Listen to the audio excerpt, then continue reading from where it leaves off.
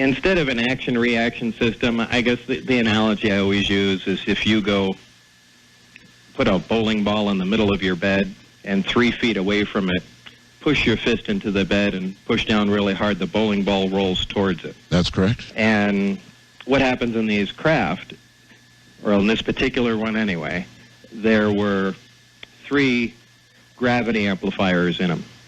And what these are long tubes that are in the belly of the craft, and they're on kind of a universal pivot type joint, to make it simple.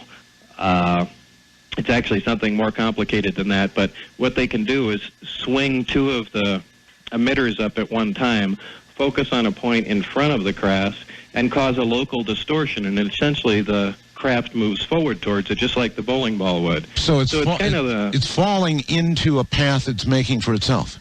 Right. It's kind of constantly rolling downhill, so to speak. Yeah. Which is the opposite of how our vehicles travel. We always accelerate air, throw exhaust out the back, do something to propel something forward, and in the air anyway. And this essentially operates the opposite. Now, is it dependent on a local field of gravity? In other words, obviously these ships are designed to fly through interstellar space, and I wonder if they're using gravity in that manner, then how does local gravity, I wonder, affect them? In other words, the Earth has gravity, and when they're within our field, is it any different than when they're in interstellar space in terms of the way it operates? Yeah, completely. There's 2 different modes of travel. There's Delta and Omicron. Oh?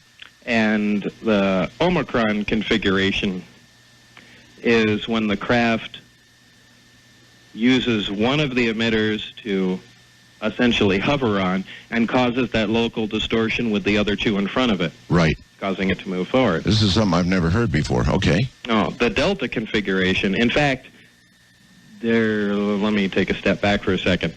That's how the craft is flown in an area of gravity.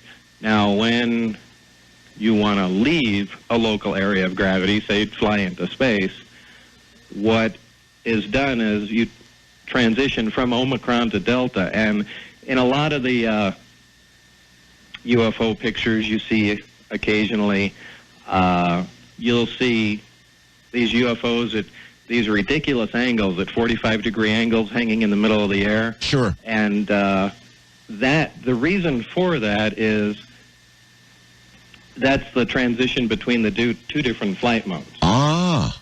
As the craft lifts off the ground, it has to fly in a gravity-free environment in space with the belly forward. It doesn't fly like a flying saucer does in a science fiction movie. The emitters focus on one point, right? All 3 of them out in space, and that's how the thing travels. So you're kind of going from a conventional mode of flight, lifting up in the air, raising the belly, and then aiming that towards your target, and that's how you progress. Bob, knowing what you know about at least the propulsion system, what can you imagine that might go wrong and cause a craft to crash, as it allegedly did, for example, at Roswell? You know, I've wondered about that for a while, and I really can't see how one of these things could crash. But apparently it did. But I can't see where a failure is going to typically occur. I don't care if there's a lightning storm or what locally is going on, unless there was something that occurred within the craft. I don't think there's any external force that's going to act on it, certainly any natural force, and cause any problems, because if you're generating your own gravitational field, you're essentially immune to everything that's going on around you. If that field should fail for some reason? Well, yeah, that's why I say if some defect occurred inside, or if something was done unintentionally, as far as piloting the craft, that I could see happening. But I don't buy the story somebody comes cruising in from 30 light years away, runs into a thunderstorm, and crashes into the ground. Yeah, you bet. Are you convinced that Roswell was, in fact, a crash of an alien craft? No. Oh. Oh, really? Now, there's a surprise. Well, you used the word convinced. Well, I did. There's a lot of information that leads me to believe that, but, I'm one of the most skeptical people when it comes to flying saucer stories. And I know that almost sounds hypocritical, but that's just the way it is. Becoming involved with, one aspect of it kind of cemented that in my mind. But, boy, there's lots of wacko stories out there, and I'm sure you've heard your share of them, maybe more than anybody. Perhaps I have. But if this propulsion system, it could mean so much for the world. If we knew how to manipulate gravity in that way, that obviously would be a power source that could be harnessed and utilized in a world where we're running out of coal and oil and all the conventional stuff we've used. We really badly need another energy source. When you saw these saucers, it was how many years ago now? Well, it was in 88, 89. 88, 89. And now, 2003, we're starving for energy. We're probably going to have wars. We are having wars because of it, and there'll be more wars because of it. So why do you suppose, Bob, that all of this has been kept from the world? I don't know. There's also a tremendous weapon potential here. That too. A tremendous weapon potential, maybe more so than energy, because as far as duplicating the power system, well, you need access to materials, elements, things of that sort that we simply don't have and cannot fabricate. And well, they'd be making weapons. Well, yeah, of course. If you can control, I think I said this on my last interview with you, we have devices that can produce magnetic fields. We have devices that can produce artificial light. But, the big gap is we don't have a machine that can make gravity.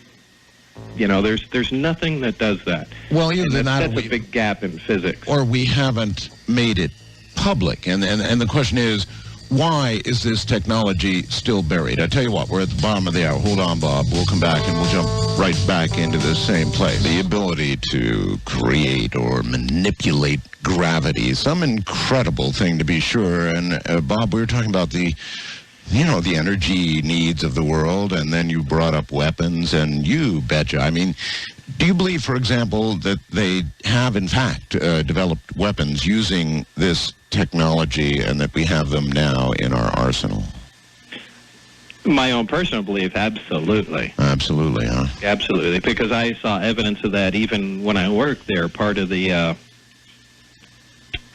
briefing contained a couple hints about using gravity as a lens, or one of the gravity emitters as a lens to focus energy weapons. So, which, to take a step back, if you're particle beams and other energy-type weapons of that sort disperse quickly in an atmosphere, and it's kind of hard to keep a focused, intense beam on your target. But if you can manipulate gravity, you can really, really change the dynamics of that. So, what would such a weapon do?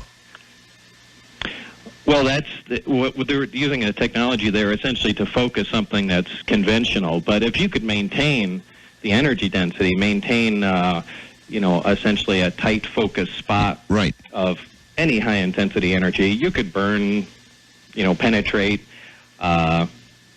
destroy different targets. But also, it's also a great defensive thing, because once you start talking about manipulating gravity, and you can create a gravitational field in any plane you wish, things that become possible are what we consider science fiction. Now, the popular shields in Star Trek become possible now. Well, how about the not quite so as fictional suggestions made by Ronald Reagan about Star Wars? Right. You got to wonder if some of what that man said at that time came from some knowledge he might have had about what was possible. It could certainly have had. I've heard several people talk about Reagan in that way, and I know he made several of the